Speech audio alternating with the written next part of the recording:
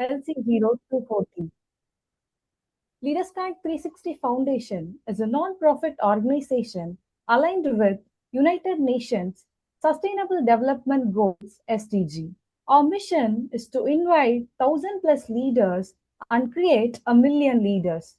Every Wednesday, we come together from 6:30 p.m. to 7:15 p.m. on Zoom Live to gain insights from top management leaders and last week of the month from authors.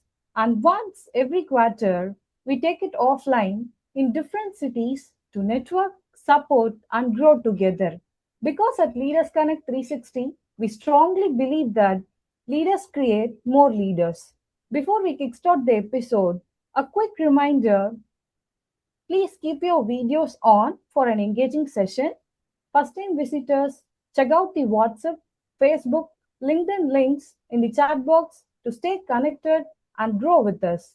The episode is being recorded for our community archives. Now, let's set the energy high. If you are excited and ready for an impactful session, drop a thumbs up or smiley in the chat.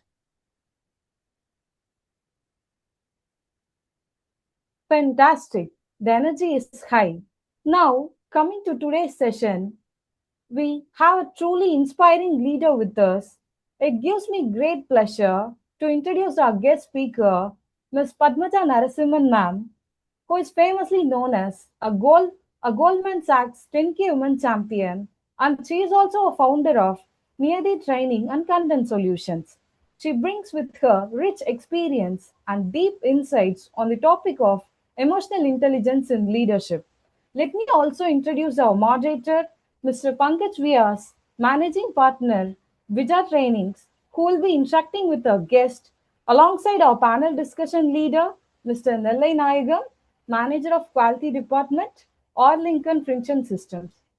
Without getting further ado, let's get started. Over to you, Mr. Pankaj. Thank you so much, Baranika. Thank you so much. And good evening, one and all. And I welcome you all on behalf of Leaders Connect, the Mass Leadership and Bija Training. And special welcome to Padmaja Madam and Nellai sir for being there today for this LC0243. And as a topic itself is very interesting. All the topics are always interesting. And for sure, as I always say, there's always some learning we take away from the discussions which happens through such experiences and expertise being shared by our guest like you, Padmaja madam. So before we move forward, I would officially like to welcome you all, and especially my guest and my panel discussion leader, through a mode of welcome video. So I just have a welcome video for you, and then we'll move forward. So allow me a minute, and then we move forward. Thank you so much.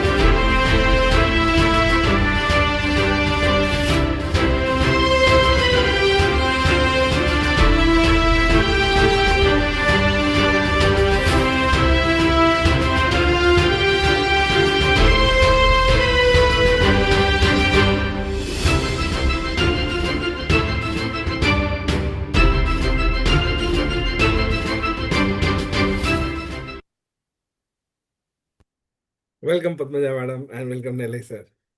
Thank you so much. It's a pleasure to be here as a part of this community. Thank you, Baranika, for the wonderful introduction. And thank you, sir, for the video. This video, you made me emotional, starting with that. So Actually, thank you that so much. it is what you have achieved so far. So we just try to, put it in simple words for you, as simple as that. So it is all what you have done. We have done nothing special for you. We all just, have put it in words and showcased here. Thank you so much for being there, ma'am. Yeah, that kind of acknowledgement is, making others motivated as well, right? People like me. Thank you so much. Yes, ma'am. So over to you, Nellai sir, for our panel discussion. Over to you, sir. Thank you, sir. Good evening, one and all. Thanks for the Bija training for this wonderful opportunity as a panel discussion leader. Dear Ms. Padmajah ma'am, and thank you for being here with us today. Our leaders are eager to learn from your leadership journey and real world experiences. Emotional intelligence is widely discussed, but what truly matters is how leaders practice it in challenging moments. That's a journey we would like to explore with you today. With that perspective, let's get straight into our discussion on emotional intelligence in leadership, ma'am. Thank you so much, sir. Ma'am, on the first question, and how do your emotions influence your leadership decisions under pressure, ma'am? Yeah, most of the leaders always correlate their decisions under pressure with the speed. Most of them, what they do is they categorize the speed as their decisive factor. For example, I just want to take forward this discussion with my own, official corporate stories and experiences. I don't want That'll to be go nice. with the jargons. So any emotional decisions under pressure is based on two factors. One is the speed. One is, am I going to lose my credibility? The fear. So we have encountered a client situation. I was a consultant and a client. So there was a kind of scenario where there was a deadline. The team is not, they were not ready to deliver at that particular day because the resource who has to deliver is on a health leave or a medical condition. So the manager at that point of time, so he is pressurized. He is having a fear that he has to meet the client. He has to face the client. So what happens is the emotions, his fear, his anxiety, the frustration, and his ownership. So these four factors, these are the triggers that are, triggering his emotions. So what happens? There are two scenarios, two different leaders. Let's take one leader. He is quite overwhelmed with what the emotions that are surrounded by this particular scenario. He goes to the team. He just transcends the emotions to the team. What if you're doing? What are you doing? Why are you not doing this properly? He's targeting each and every member of the team. You have not proper. He's going to threaten. So this is the first scenario. So in that way, the team does the job because they fear of losing jobs. There's a threat. They will do the job. But what happens is they will lose the trust in the leader. So this is one stand. Flip side, let us take another manager who is calm and composed. Same Wow. scenario. He is coming in and he is asking the team what failed, what happened, why. The question is why this happened, how we can sort it out. There's a pause and these two leading questions. And what support you require from my end. So this is what is playing an important role in emotional intelligence under pressure. You can transcend the pressure or you can pause for a moment. Instead of reacting, you respond and support the team. That is the way difference the leaders can make out in emotional intelligence. Reacting anybody can do, but few leaders can respond. That's where your leaders connect motto comes in, where leaders create more More leaders. leaders. These people respond, they don't react. So that's my take on this. Any pressure, any situation, pause for a moment. You have to introspect what can happen and then take it to the team. Teams are not experiencer. They are your mentees. They are kind of your mentees. At that time, you cannot show the pressure on them. You need to lead them. You need to lead them, and you need to figure out a solution before talking to them. So that kind of emotional intelligence is required under pressure. Wow, fantastic insight, ma'am. And really like how you highlighted the awareness under pressure. That's a totally different perspective from the usual stay calm advice. Respond, not react. Absolutely. And you spoke about how emotions show up internally and for you as a leader. Taking the step further on that, and what emotionally intelligent behaviors most impact trust and performance in the team, ma'am? Emotional intelligent behaviors, they are triggered by situations. You can't practice the same behavior all the time. But your behavior should be predictable for the team. For example, if a person who is always reactive for any situation, so the team knows that, these are the, okay, he's going to react in that way. He's going to shout at us, he's going to burst out, then he's going to threaten with her jobs. It's a usual pattern for them. But if you have a manager who is like very friendly with the team, and when an issue is coming in, I mean, like if there is a crisis, he's going to explode. The team is unable to predict the behavior.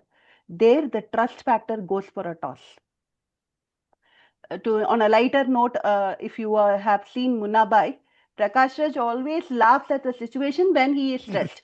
So the entire hospital knows if he laughs, he is under stress and they will not disturb. That is the kind of predictable behavior. So teams don't fear for the explosive behavior and all.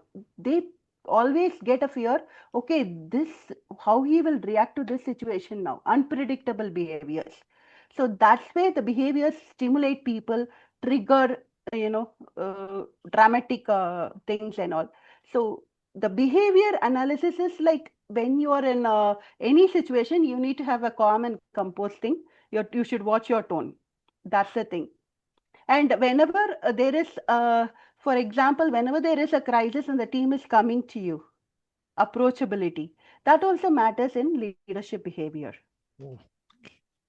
So it all sets a note that what type of leader you are. If you are approachable, so till what extent you are approachable, how people are seeing you as a leader. So if you are approachable, suppose for example, you tell the team, you can come to me for any solution anytime. Okay, there's a guy coming in for the first day, you will be calm and composed, you will be helping him way out, you will be telling him whatever you know, because it's the first time. Second time, the same guy comes in, a little bit of irritation. Okay, you've come again. Okay, what is your issue? You will still help him, but internally you're processing your emotions. You're a bit disturbed. Tone differs. Yeah. Third day, same guy comes in. I mean, internally again, if you're a really good leader, internally you're processing, you're frustrating, and then the frustration happens. The third day, you will say, "This is very easy. Can't you figure it out?" Some kind of, you'll give him a hint. Fourth day, he is dead because you explode. Because that is the leadership. So whenever they come, the first day itself, you say, "Okay, this is the thing you should have handled. So I will tell you how to go about." Instead of supporting, you need to lead a way, you need to show them the path. So that is also one of the leadership behaviors, and how it triggers the emotions. That is the sequence of it. And emotional intelligence here in this question, it's more related to the behavior which is predictable, not the explosive ones. Okay. So when the team understands, okay, this will be your reaction, then it's easy for them to approach you. Otherwise, the team, what they say, they don't approach you. They will just try to solve the problem themselves, where there is lack of clarity, when there is lack of confidence. And again, it's going to be an escalation for your end. So that's the thing. Yeah, that's a powerful, ma'am. And it's clearly you're shown that yeah, it's totally different perspective when we look at the emotional intelligence through the lens every day, the team behavior or how we approach them and what extent and all. And you mentioned that trust and connection, and which naturally brings us a challenge many leaders face today. And so it comes to the next question, that how do you balance empathy with accountability as a leader? Empathy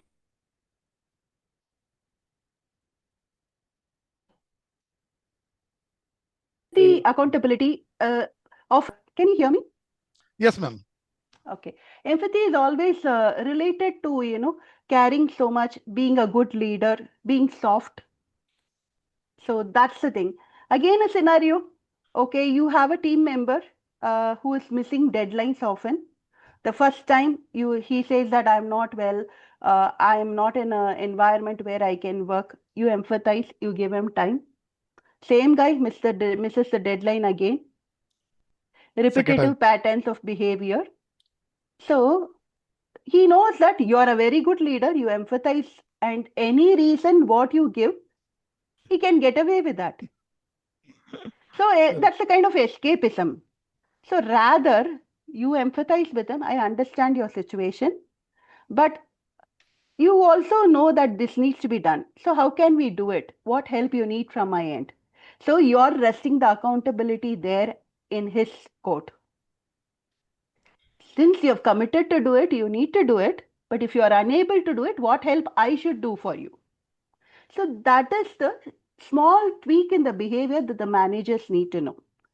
And again, empathizing, I'll tell you another scenario which happened to me in corporate. I was a group leader managing a team of leaders. So team leaders, and there are agents. It's a call center where we take care of the billing process. So we need to, bill the credit card. I mean, we need to get the credit card number, bill them for the products. So that is the scenario. So one of the team members of one of my team leaders, he has saved the credit card number and he has built the credit card with all the products to boost his sales revenue target. Okay. So his team leader, he was not aware of it. And it came as a very big escalation wherein around 3 or 4 iterations of hierarchy of leaders will be losing their job. Now, as a group leader, I am accountable. And as a team leader, that person is also accountable. So you can't empathize in this scenario that, he will lose his job so that, we can support him. It's a breach of conduct. It's a breach of the trust. So in that situation, the leader cannot empathize with the agent. The leader has to be neutral and he has to, rather empathize with the client whose credit card number is gone for a toss, right? So the leadership, emotional intelligence here is you need to understand the implications as well. So trust is one thing, and empathy is the other thing. But the end outcome, that is also influencing a leadership in aspects of solve the problems of the subordinates, or how you are going to take it forward. So the program manager, what he did, I understood that my job is gone because this is a breach. So I went to him with a resignation letter. And my program manager, he said that, okay, you have to resign. But the person above him, the leader, so he called us for a meeting. He said, who has done it? Why you guys didn't notice? When a person, he asked the right question to all. He said, when a person who is not good at sales is suddenly increasing his sales revenue, why didn't you observe the pattern? Why didn't you ask a question there? So that was a very relevant question, which was like skipped multiple levels. The group leader should have asked, or as a team leader, as a group leader, I should have asked, but the manager asked us. He didn't empathize, like, I'm going to leave the job or I'm coming with a resignation letter. Rather, once I found out where is the gap, and then I just suggested some tweak in the client tool. Repeated credit card numbers, alerts should pop up. So that response made him to consider my job, reconsider giving me the job, or, not letting me go away. So that thought, where I got it 3 levels of escalation above. Okay. Got it? So emotional intelligence is not always empathy. It's triggering them to understand the outcome and, paving them to think towards a solutioning mindset. You have to empathize, but rather you need to have a balance between empathy and the end outcomes. Wow. Accountability is the key word here. at all layers, the accountability rests with the person. So leadership, constant, reiteration is required at all levels in terms of leadership, accountability, and empathy. So empathy is directly not related to politeness. It's assertiveness. It's analyzing the outcomes and also the accountability. Wow, it's a totally different perspective, ma'am. And because when we have discussed about empathy and accountability, and you have shown a different dimension to that.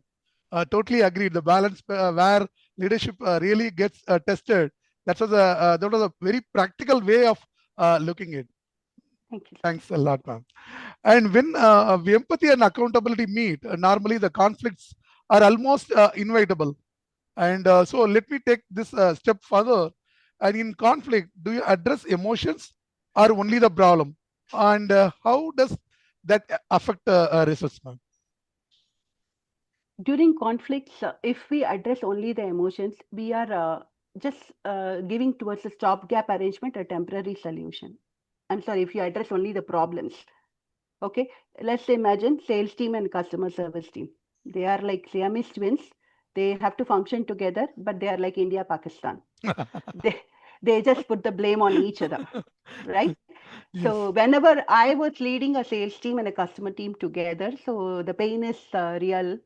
So what happens is they just pass the buck. The sales team says the customer service just to boost their sales, they give the unrealistic commitments, and when we go to the field, the client is very unhappy. The same thing. The customer service says the sales team doesn't know to sell, and they are putting the bug on us.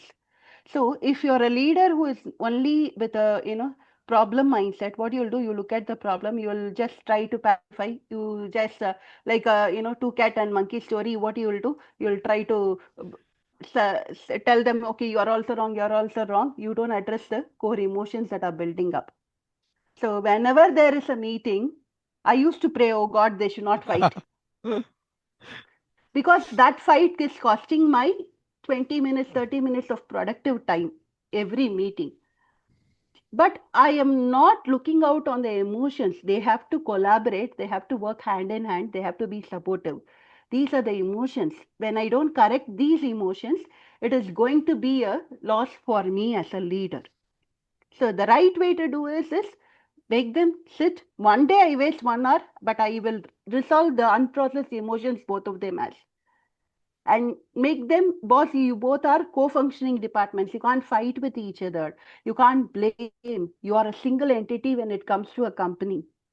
So when that unprocessed emotions is acknowledged, and when that unprocessed emotions is, see, either ways, if we are not processing their emotions, one team will be left out. They say, okay, I got discounted. Another team would be jubilant, like, the manager supports me, I can do anything. So there is nothing. You're just, sleeping with the problem. You're trying, you think that you have addressed the problem, but you're really sleeping with the problem if you have not addressed the emotions behind it. So typically, if you don't want a situation always where, like, a kind of enmity, India-Pakistan match, then you have to process the emotions. That is ideal. And third thing is, when you process the emotion, the team already builds the trust, the confidence, and accountability. Everything falls in place.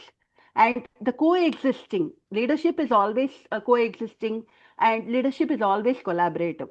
So those aspects, without your intervention, they will take care of it. So that's the thing. Yeah, fantastic, ma'am. Addressing the emotions first is something many leaders overlook, and your examples makes us very clear. That is, process our emotions and build trust in the team and make it a collaborative approach. True, so we have talked about the pressure, trust, and balance, and conflict, and all. So to bring this back to leadership growth, and what daily practice help you consciously grow your emotional intelligence as a leader? Sir, emotional intelligence is inbuilt little, and you have to progressively nurture it. So the practices is, there's no one straight practice that you have for emotional intelligence, but reflective behaviors of your practice. So on a daily situation, you just ask yourself one question: did I react instead of responding to any situation? That is the first thing. When you ask this question, you will have n number of issues where you have reacted, where you have responded. So, and when you're reacting, what kind of reactions are there? What kind of emotions are there? Are you frustrated? Are you feeling low? Are you feeling helpless? So, you know the problems, then you will definitely get over into a solutioning mindset. If I know the problem only, I can process and I can figure out a solution. Now, no motivation stories, no quotes, or nothing can help you in that. Without self-reflection, it happens. So I just have a same thing. Like, you need to understand what is that. What is the self-reflection that you are? What pattern of behaviors that you need to correct? What emotions you can display? Calm and composed, they say. Emotionally, I mean, good leaders are very calm and composed. For example, how you have seen Chak De movie. Yes. So there is a situation where Shah Rukh Khan and the team committee comes in, wherein they say that they cannot send the ladies team to the World Cup because Correct. they don't have sponsors, right? So at that situation, if Shah Rukh Khan is a kind of very emotional leader and he outbursts, "How dare you can do it?" then there is a problem. He has reflected. If you observe, he would have taken a pause. He would have, I mean, like his thought process would be shown in the dice. Like, he will be rolling the kind of what do you call cube, and he will be asking, and slowly will be observing them. Then he'll ask the question. Okay, let's have a match between your team and my team. See the accountability there. So that Correct. processing is required. Then that processing comes if you every day practice this, instead of reacting, how you can respond. Respond. So that's the way to go. And third thing, I just have a cheat sheet for the reflective ones. I practice it daily. If you could share the screen, I can explain in another minute. And another thing is like watching movies also, sir. The emotional intelligence comes in. Because when you watch movies, they are acting, they are being dramatic, but they are also giving you the exhibit Conveying. of behaviors how you are supposed to do. I usually train my leaders with the movie examples, clippings from movies like Joy, Jennifer Lawrence, wherein her resilience factor comes Oh, in between all the challenges, or pursuit of happiness. Pursuit of happiness is a dictionary for emotional intelligence. Or if we come across our movies, sorry, emotional intelligence mostly comes in American movies. I don't know. correct. So if I'm quoting Amir Khan's movie, please don't take it. So Tare Zameen Par, if you take, that's a case where the child is going through multiple emotions, and the Yes, leader comes and he leads the path. So these are all the practices. These are all solutioning mindset that comes in. Chak De is another movie. How to balance your emotions and how to channelize the emotions towards actions. The team was totally, away from the leader, and how he got back the team into it, and how they obeyed them, how he managed to understand their strengths. Everything comes as aspect of, responding to them, listening. Active listening is an element of emotional intelligence. So these are some of the things. So you listen, you introspect, you reflect, then your emotional intelligence quotient increases. So if you I- could, uh, yes, ma'am. You want to complete something? yeah, if you could share, I can just explain my 4P approach to them. You want me to share the that Yes, the Word document? document. I'll just do Yes, that, madam. thank Allowing you. me a minute, I'll do that. Thank you. Sure, sure. Thank you, sir.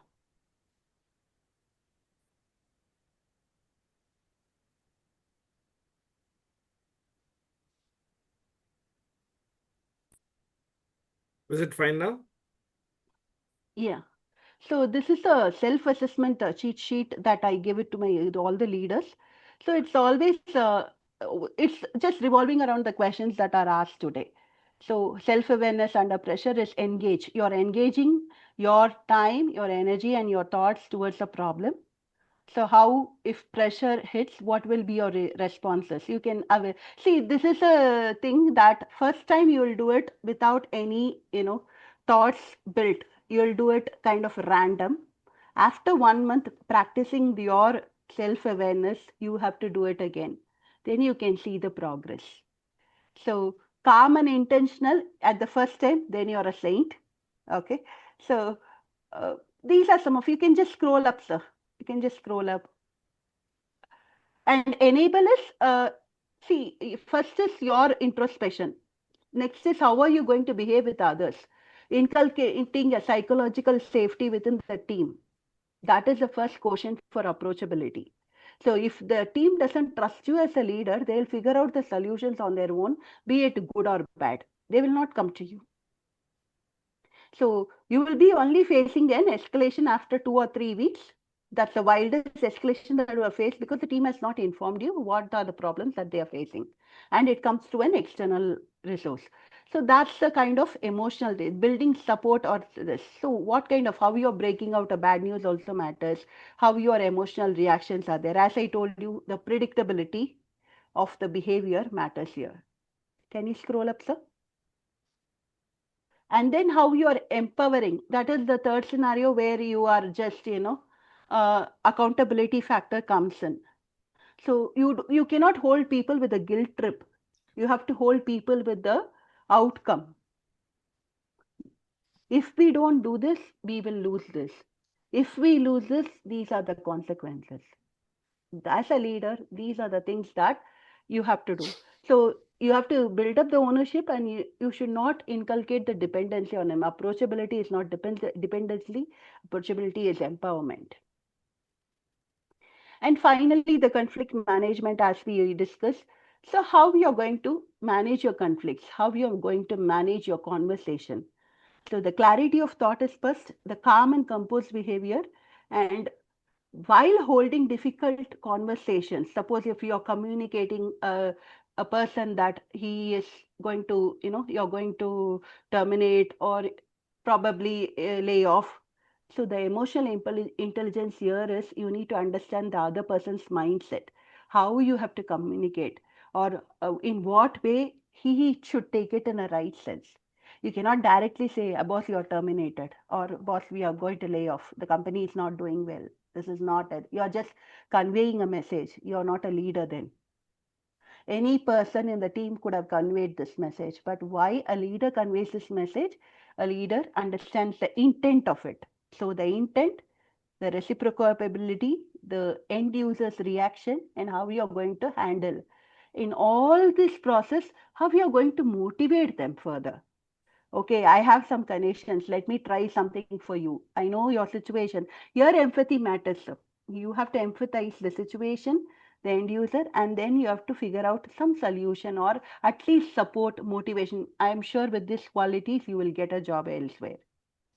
That's the, emotional intelligence a leader plays.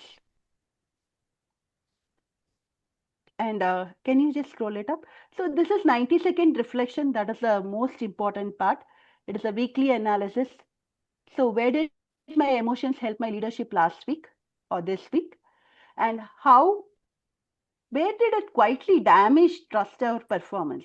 So this is a very crucial question because we don't ask anything that, pertaining to us is incorrect or wrong. We don't accept it. So the acceptable behavior of leaders, you have to accept the mistakes. So that comes here. So wherein I narrated a lot of scenarios, my emotional intelligence was when the credit card scenario happened, I didn't understand what is going wrong. So my lack of clarity, my team lost the trust in me. The team leader, if he had some trust in me, or if he had some track of performance and he has to, communicate it to me, that would have happened. The 3-level escalation could have avoided. So that is the behavior. One behavior I consciously practice next week, that is based on the reflection, you are coming to a problem solving mindset. What behavior you are going to adopt? A change in the behavior. Okay, this time I have outbursts, lot of outbursts. Next time I need to be calm. Or next time I need to drink water before communicating any difficult news. Hydration matters in emotional intelligence, always, because it relaxes your brain, the neural membranes are relaxed, and then you communicate with clarity. Otherwise, you are into a kind of very tense position. If you are very tense and if you communicate, there is a sign of breathlessness. There is a sign of a kind of confused state of mind, and it is very devastating for you to control and process all these emotions. So mostly, if you are clueless what to do next, pause, drink water, analyze what is the outcome, what is the worst outcome you could face, then figure out a solution. That's the thing. So this is one of the things I practice and watch a lot of movies, observe. Emotional intelligence also comes in the observation of how the predictive behaviors are. So Pursuit of Happiness is a kind of movie. Then Joy is another movie. Chak De you can watch. Chak De you have to watch in an emotional intelligence lens, not as Shah Rukh Khan's fan. So you have to watch in an emotional intelligence lens. Then you will understand the patterns. And even Tare Zameen for that matter, or even Lagan. Lagan is kind of the entire community, a person who is not a leader. He just understands one common problem, that for everybody it is the respect. They need to get a acknowledgement of their tribe, and he figured out the strengths of the team. If you see the last, the bowler, the person who is not having a hand, he will be bowling, and people will be commenting the way he bowls, because nobody could figure out whether he's a spin and a fast bowler or a spin bowler. So that's the kind of analysis he has made. So everything, because he is calm, he is having an emotion, he is having a eye for detail. Everything comes under emotional intelligence. So that's the secret. And another thing is introspection of every day is this. As I told, one simple question you can ask: am I reacting? Am I Or responding? responding. First thing, did I hurt anyone? Or if you are in a meeting, just 3 seconds, 3 questions. Did I allow everyone to speak, or did I barge in while anyone is talking? These are small things, but that is also emotions. You're hurting someone, right? You're taking their space. Unnecessarily, you're barging in. You're somebody who is, you're interrupting someone to convey the thoughts. So at that time, that is the emotion. Next trigger solution would be, you can just, off the line, you can just say, sorry, it was not intentional. I'm sorry about it. You close the emotion here. So that's best. So emotional intelligence is always solutioning mindset, not the problem mindset. Wow, that's a great way, ma'am. Actually, very actionable and inspiring. It reminds us the emotional intelligence is not a one-time skill, but a daily leadership practice. Absolutely. Thank you, ma'am, for your fantastic insights, and to the audience for being a part of this important conversation. Over to Pankaj, sir. Thank you so much, Nellai sir, for having a wonderful panel discussion. And also, I would like to thank Padmaja madam for taking it so simply and sharing all the real time challenges what everybody might be facing, right? And looking at this emotional intelligence with a different perspective through the mode of movies and all, yes, that is really something very practical and easy to relate and understand. Because at times what happens is it's all emotions, but that also helps and bring a change in your behavior, how to deal with others, right? So that is also an added advantage and a different perspective of how you can learn even from the movies, right? See, movie is not always just about good or bad.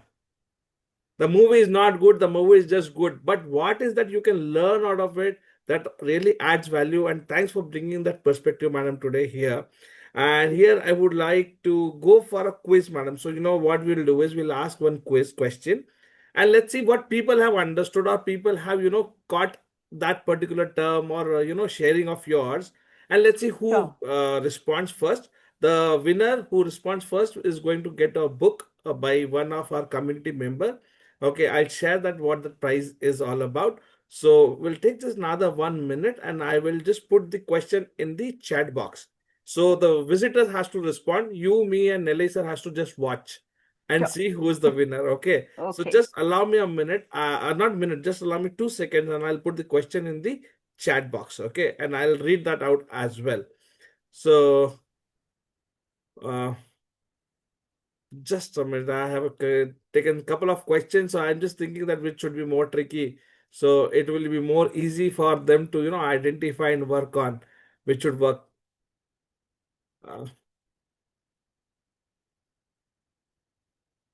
So there is one thing which Padmaja madam asked about, and the question is, what did Miss Padmaja emphasize about leadership behavior and team trust? And you need to answer from A, B, C, D. Okay.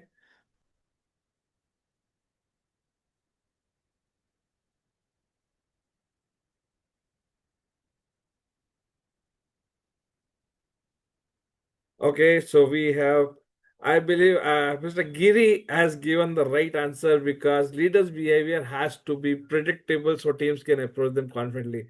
I hope that works, right? So we have got multiple answers, and there are right answers coming in, but the winner today is Mr. Giri. So Mr. Giri, congratulations for being the winner, and you will be given this book by one of our community leader, and the book name is Overstretched, written by Miss C.A. Mugda Shah, and Mr. Arul will do the needful for you. Okay, so congratulations, Mr. Giri.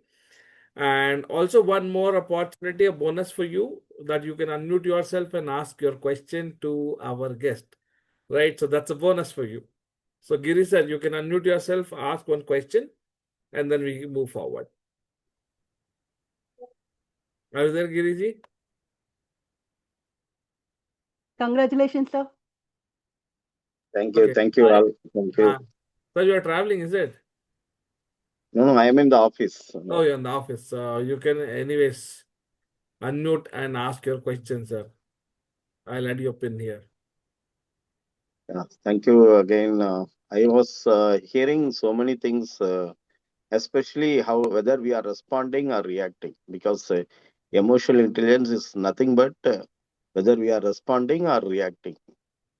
So I born 70, 80s, they know how to respond, but now the Gen Z people, they know how to react. So how to handle the Gen Z people, that is the main, because we are handling them only. True, sir. But Gen Z people are not responding outright. There are patterns, there are triggers that make them to respond. See, if we compare us and Gen Zs, the triggers are very different. For us, one slap from our mother or father, done. That is the ultimate motto. The maximum what we can get is this. But now with the type of, many type of parenting styles, simple parenting, gentle parenting, those those also create some more expectations within the people. And Gen Z's life is also not easy. Everything is available for them, but they have ultimate confusion what to choose. We need to give them the clarity. That is first thing. Second, they didn't have much challenges like us. Though we say, when I was your age, I used to do this, you used to, that is boring for them. Now I have it, I'm going to enjoy. So we need to understand how to coexist with them and also identify the patterns of behavior triggering the emotions. It is not always the Gen Z is always rude or something. They are productive. They are more better than us in terms of thought process. And one good quality what they have is they know when to say a clear no. Saying no was very difficult for me. And I mean, like most of our generation people, saying no is kind of, do we take nonsense or we take from leaders, we'll not say a no. But Gen Z, if we see, they have that clarity of thought that if they want, if they don't want to do it, they give the reason and they say, sorry, no, it's not possible. I'm handing a couple of Gen Zs as interns, sir. When my manager says you have to work beyond 6:30, this is a deliverable, I would immediately sign up and sit till the night and work. But my interns, what they do, they say, ma'am, please go to the contract. You have given us 3 hours of work. The 3 hours is over. So can we do it tomorrow? we can't blame. They are very correct. They are very to the point. I regret that I was not like that earlier. So Gen Z's patterns of behavior. So outbursts, and if they are getting distracted, we need to understand where they are getting distracted, why. And if we explain the consequences in a tone that approachable, rather than exploding, same mantra, sir. No reacting. You have to respond to them.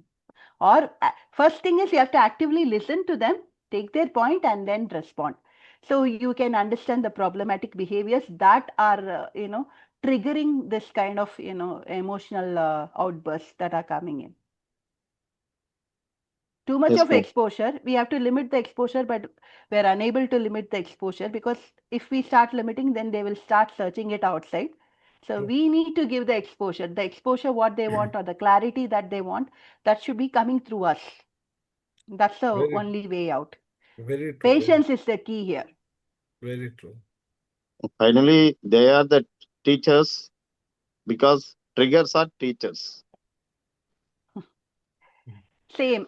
As a principal, being the leader, the principal should analyze where the teachers. I mean, teachers' job is quite exhaustive nowadays. Now, with the advent of COVID, they have to manage an app, they have to upload notes, they have to, engage in WhatsApp groups. Sir, my teacher was not doing anything like that. And they have to manage. See, we are just seeing a job role. As a person, we have to empathize with them. They also have a family, they also have the responsibilities that are in place. So the empathy matters here, and also the solutioning mindset. What is their problem? What is it? You can't solve the entire problem, but you can support solving their problem. That's the way out. Right. Yes, ma'am. Thank you. Thank you, Thank sir. you so much, ma'am. So now I just open the forum for two questions only because already it's 7:20. So if anyone who would like to ask question to Padmaja ma'am, so please you can unmute yourself and ask your question. And if not, then we can move forward. So let's see if there's any question. Can I? Can I come in? Okay, please, Sukuman sir, is it you? So my name is Harish. Oh, I'm so Am I sorry. audible? Yeah, please, Hari, you can ask the question. Yeah. Firstly, Padmajaji. Yeah.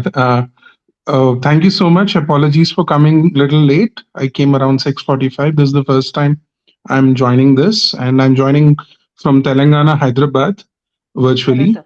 And my aunt was the one, M. Sayanapurni, who told me to join this forum. So, ma'am, since you have said a lot about watching movies, and I have been seeing that in the corporate sector, in the government sector, at the leadership level, especially post COVID, there has been, I would say, at least 70% of toxicity in work culture is prominent. So I religiously follow the book by Robert Greene, which talks about the 48 laws of power, where the first law actually talks that you should be a little careful to not overshadow your boss. So in the Nightcrawler, there is a movie known as the Nightcrawler, where he's a TV producer, and in the press he tries to sabotage some of his uh, juniors. So my question here is, ma'am, how do we actually navigate with toxic bosses? The organizations know that they are toxic. They can't remove him because they bring to the table which nobody else does, and we can't keep quitting from one place to another, right? So there are True. some people who have very good EQ. They but they have very good EQ, and they're able to transcend with such people. So how does one work with such people? Thank you so much. Yeah, that's a very nice question, actually. Toxic bosses, when the company retains them, you need to understand what they bring to the table and how they bring it to the table. That is the first thing. Because when a person is toxic and everybody is going along with him, coexisting with him, knowing that he is toxic, he's got a strength that nobody can beat him. So that is the first analysis of the strength. Second, what is his level of toxicity towards you? How much is he affecting you? So there are toxic bosses. Even I worked under a toxic boss, wherein I would not say toxic, but a kind of self-obsessed behavior. That is the word, right term in intelligence. They're self-obsessed, they don't care about others, but they bring in the results. So at that time, what happens is we need to put forth slight expectations. If you're not happy, you can just say, sorry, this type of behavior, it hurted me, this. And if he's toxic and he's not going to respond, the only problem what you are going to evaluate is how much you are affected by his toxicity. In what ways? In what are the situations you feel that he is being toxic to you? See, what happens in a corporate scenario, labels exist always. So we label everyone. We label one person as a performer, we label one person as a toxic one. But the meaning of toxic, what I feel, narcissists is more towards a kind of, they affect themselves and they affect the others. Unknowingly, narcissist people are doing damage to self and then others. Okay, so narcissist will not be that. As I told, the toxic word, what you used, why it is toxic, it can be a different reason for me, it can be a different reason for you, based on your experiences or situations, or somebody is discussing with you, that person is toxic, and you're just taking forward that label. Okay, so you need to pause and you need to reflect on this. If he is toxic, what he is affecting me, what is his behavior that is affecting me, and what is the intensity I am getting affected.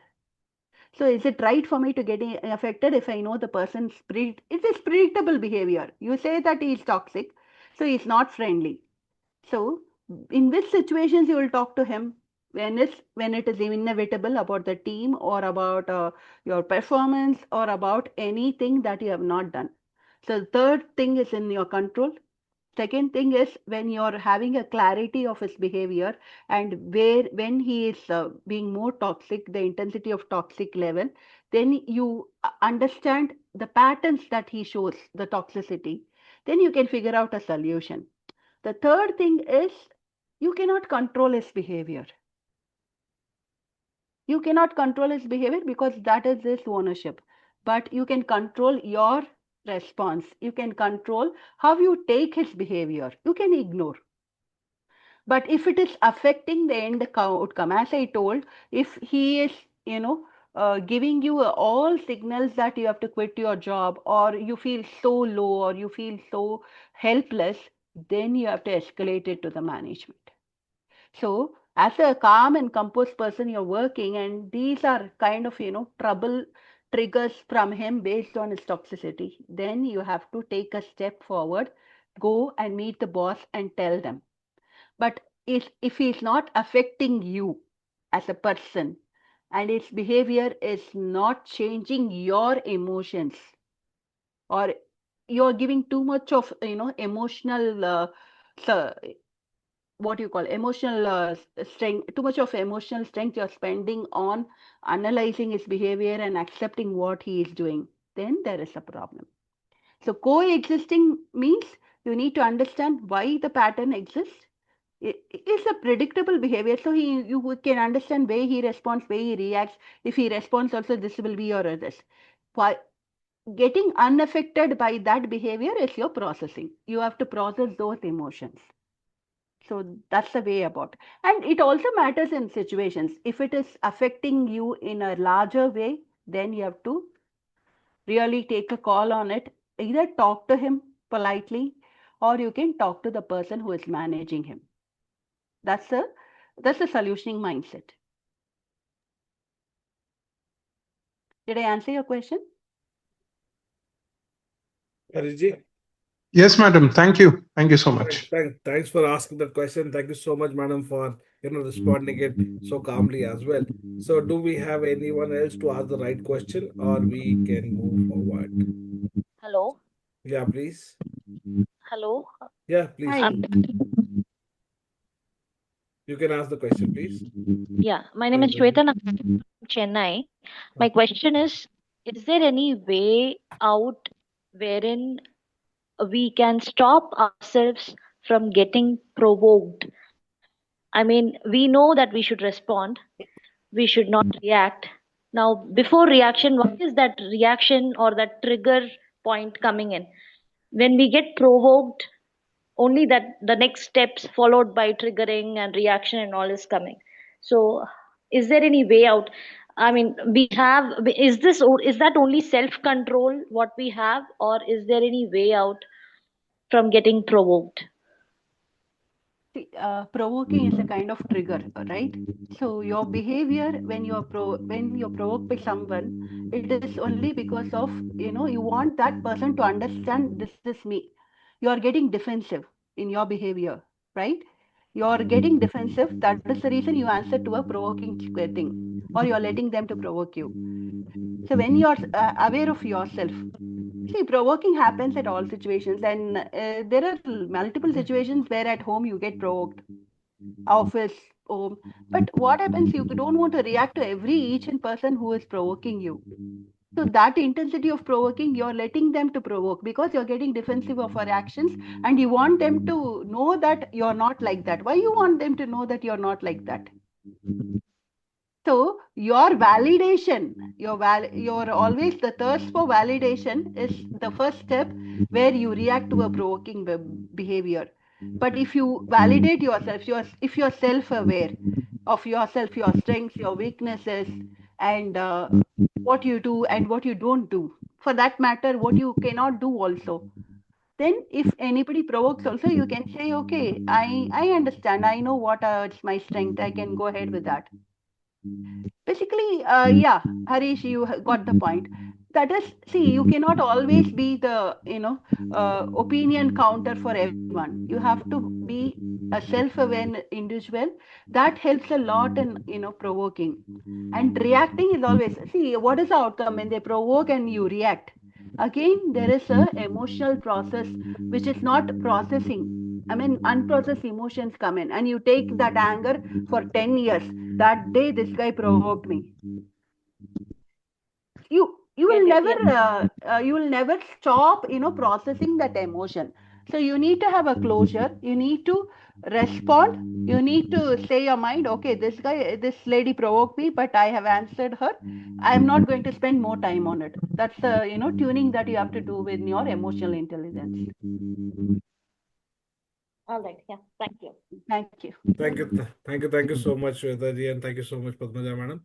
So now I would like to invite our summary leader, Ms. Darshini. Okay, so Darshini, over to you for the quick summary, and then we move forward, please. Thank you. So good evening, everyone. First of all, Nellai sir, thank you for being the panel discussion leader, and thank you, Padmaja ma'am, for that wonderful insights.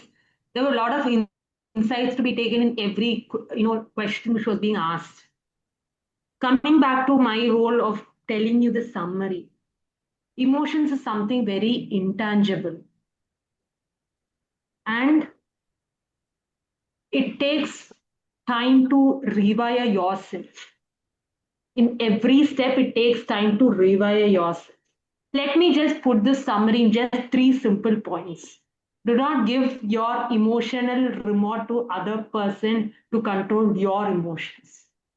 1. 2, any emotions which is getting triggered or any emotions which you are feeling, first understand where is the trigger coming from. Is it a situation which is being in the present, past, or the future?